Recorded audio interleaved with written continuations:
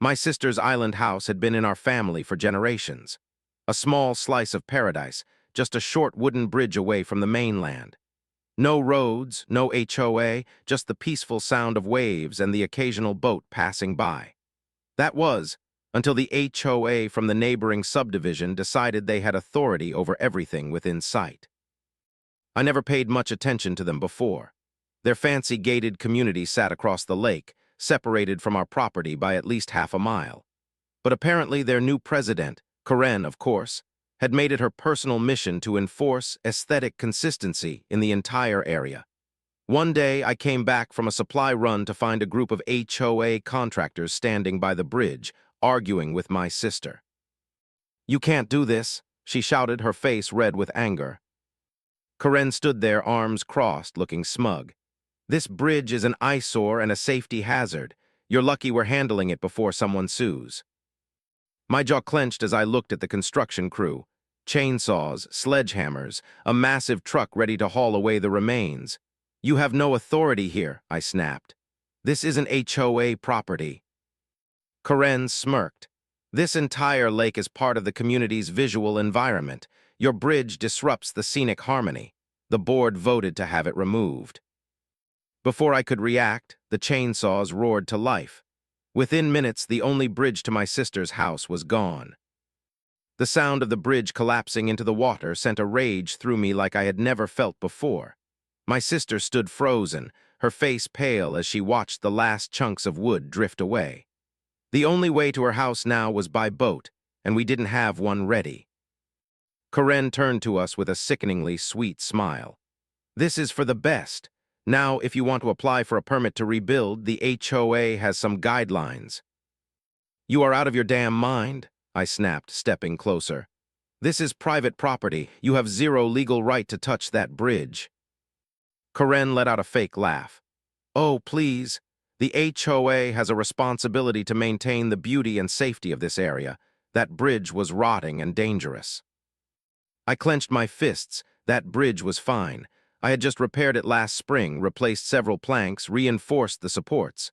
But I knew her type. The power-hungry HOA tyrant who thought she could rule over anything she laid eyes on. My sister's voice shook as she spoke. "How am I supposed to get to my house now?" Karen gave her an exaggerated shrug.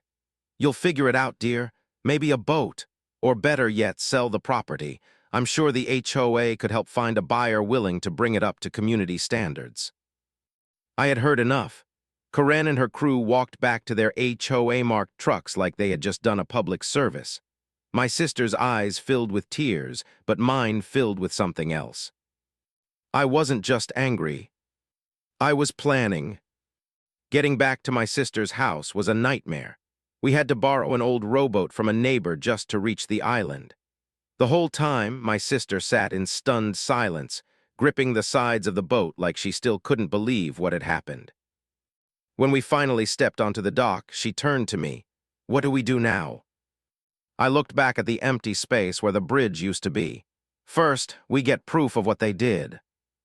I pulled out my phone, snapping pictures of the sawdust still floating on the water, the broken wooden supports jutting out from the land, and the fresh tire tracks where the HOA's trucks had been. If Karen thought she could bulldoze over our rights and walk away, she had another thing coming. The next morning, I went straight to the county office. My sister stayed behind, still too upset to deal with anyone, but I was on a mission. I needed to see if Karen had even filed a complaint, let alone gotten approval to destroy the bridge. I expected a headache of paperwork, but the clerk barely glanced at her computer before shaking her head. No permits, no complaints, nothing.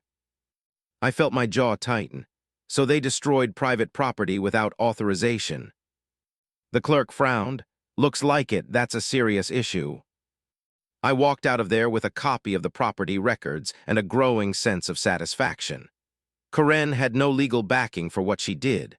I wasn't just going to rebuild the bridge. I was going to bury her under the weight of her own arrogance.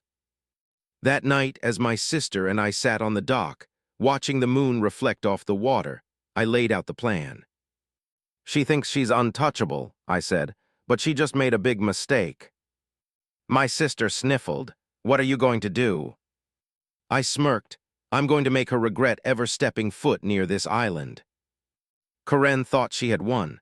She thought she could bulldoze our rights, tear down our bridge, and get away with it. But she had no idea who she was messing with. The next morning, I started making calls. First, I contacted a lawyer. Destroying private property without permission wasn't just an HOA overreach. It was illegal.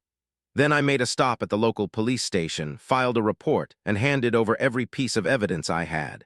Photos, witness statements, property records, everything. But I wasn't stopping there. I needed to know why Karen was so desperate to remove our bridge. Sure, she hid behind her aesthetic harmony nonsense, but there had to be more to it. That's when I dug a little deeper into the HOA's recent activities. I spent hours researching their finances, recent land purchases, and zoning requests. And then I found it. Buried in a county land development proposal was a request from the HOA to expand their subdivision, right onto our side of the lake. They had already submitted plans for a private marina, but there was one problem. Our land blocked their access. That's when it all clicked. The bridge wasn't just an eyesore to Karen. It was an obstacle. If my sister ever decided to sell, the HOA could swoop in, buy the land, and turn the entire area into their private playground. They didn't just want to control the neighborhood, they wanted the lake itself.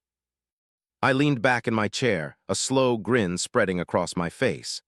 Karen wasn't just a power-hungry HOA president. She was a greedy, land-grabbing snake, and now I had everything I needed to ruin her. I looked at my sister. You ready to watch the HOA crumble? She wiped away the last of her tears and nodded. Let's burn it all down. If Karen wanted a war, I was about to give her one. But not just any war, one she would lose in the most humiliating way possible. First, I leaked what I found. A few well-placed emails to local news stations, a call to a journalist who loved exposing HOA corruption, and a post in the community Facebook group where angry homeowners were already complaining about Karen's overreach. Within hours, the story spread like wildfire. HOA president destroys private property for secret land grab. Comments flooded in. Some homeowners were furious, others weren't surprised, and a few even shared their own horror stories of Karen abusing her power. But that was just the beginning. Next, I called a friend who worked in environmental conservation. If the HOA wanted to build a marina, they'd need permits. And what did I find out? That section of the lake had a protected wetland zone. The kind that made development nearly impossible without an environmental impact study, something Karen and her HOA buddies had conveniently ignored. Then came my favorite part. A quiet tip to the IRS about possible financial misconduct. If Karen was this reckless with land, who's to say she wasn't just as careless with HOA funds? It was a long shot, but even the mere suspicion of an audit would send shockwaves through the board. By the end of the week, Karen's pristine little HOA kingdom was crumbling. Angry homeowners were calling for an emergency meeting. News reporters were sniffing around, and county officials were now investigating their unauthorized destruction of private property. But I wasn't done. Because the best part of the trap, Karen had no idea what was about to land at her doorstep. And it was wearing a badge. Karen had spent years terrorizing homeowners, but now she was the one being hunted. The fallout from my plan hit fast. The news reports had barely settled before county inspectors showed up at her doorstep, demanding answers about the unauthorized destruction of private property. HOA members flooded her inbox, furious over the bad press and the legal mess she had dragged them into. But the real storm hit when the feds arrived. It started with a black SUV pulling up to Karen's perfectly manicured driveway. Then another. By the time the third one arrived, nosy neighbors were peeking through their curtains, whispering to each other. And then knock, knock. Karen, always the arrogant queen of her little empire, flung open the door, probably ready to chew out whoever had dared to disturb her afternoon glass of wine. But the second she saw the badges, her face drained of color. "Ma'am," the lead agent said, holding up official paperwork, We need to ask you some questions regarding financial irregularities in your HOA's accounts. My timing had been perfect. The IRS tip I had sent, turns out it wasn't a long shot at all. The HOA's financials were a mess, with thousands of dollars in unaccounted fees, shady contract deals, and what looked suspiciously like embezzlement. Karen had been skimming from her own kingdom, and now the feds were here to dig up every last dirty secret. I stood across the street, casually leaning against my truck, watching the scene unfold. My sister stood next to me, arms crossed. Think she knows it was us. I smirked. She'll figure it out soon enough. Karen tried to argue, of course, tried to pull the same smug attitude she always did. But the thing about the federal government? They don't care about HOA nonsense. They don't take bribes. They don't play by Karen's rules. And as she stammered through excuses, one of the agents handed her a notice. Your assets are being frozen pending investigation. She barely had time to process that before another agent spoke up. Oh, and about that bridge, you might want to get a lawyer. Destruction of private property is a serious offense. Karen's mouth opened and closed like a fish out of water. She was trapped. No power, no control, just a pathetic woman drowning in the mess she had created. And I wasn't done watching her sink. Karen's downfall wasn't just satisfying, it was spectacular. The moment the feds left, the entire neighborhood erupted. HOA members stormed her house, demanding answers, furious that she had dragged them into a financial nightmare. The community Facebook group exploded with angry posts. Some wanted her out, others wanted her arrested, and a few just enjoyed watching her squirm.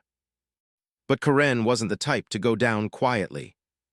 She tried to play the victim, posting some sob story about how she was being unfairly targeted, and that certain troublemakers were spreading lies about her. That backfired instantly. Someone leaked the HOA's financial records. Turns out she had been using community funds for personal expenses, including a luxury spa membership and first-class vacations. The best part? The HOA board held an emergency vote the very next day. Karen was fired on the spot. But her humiliation didn't stop there. See, she had been so busy ruling her little kingdom that she forgot one crucial detail. When the HOA goes down, the people she mistreated don't just forgive and forget. Homeowners started filing lawsuits. The county hit her with fines for illegal construction. The IRS froze her accounts, and that wasn't even the worst part. Because just when she thought things couldn't possibly get any worse, the HOA received a formal legal notice. From me. A lawsuit for destruction of private property. When she saw it, witnesses said she completely lost it, screaming in the middle of a board meeting, knocking over chairs, and threatening to sue everyone. But nobody cared. She wasn't the queen anymore.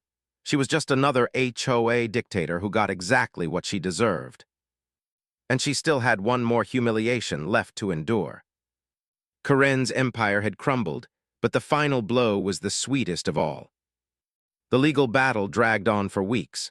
She fought hard, desperate to avoid paying for the damage she had caused. But with all the evidence stacked against her, witness statements, county records, even video footage from a neighbor's security camera, it was a losing fight. The judge didn't just rule in our favor, he made an example out of her. Karen was ordered to personally pay for the full reconstruction of the bridge. No HOA funds, no sneaky backdoor deals, just her own money. On top of that, she was slapped with additional fines for unauthorized destruction of private property and violations of local construction laws. She tried to appeal. She lost. And when the construction crew arrived to start rebuilding the bridge, Karen had no choice but to stand there, seething as they worked.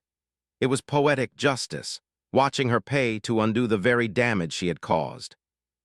But the real kicker...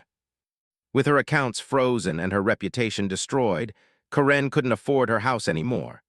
Within months, her property was listed for sale. The same people she once lorded over now watched as she packed up her things and slunk away in disgrace. My sister and I stood on the newly rebuilt bridge, watching the sunset over the lake. The nightmare was over. No more HOA harassment, no more threats, just peace. She nudged me with a smirk. Think she learned her lesson? I laughed. Karen, probably not, but at least now she's someone else's problem.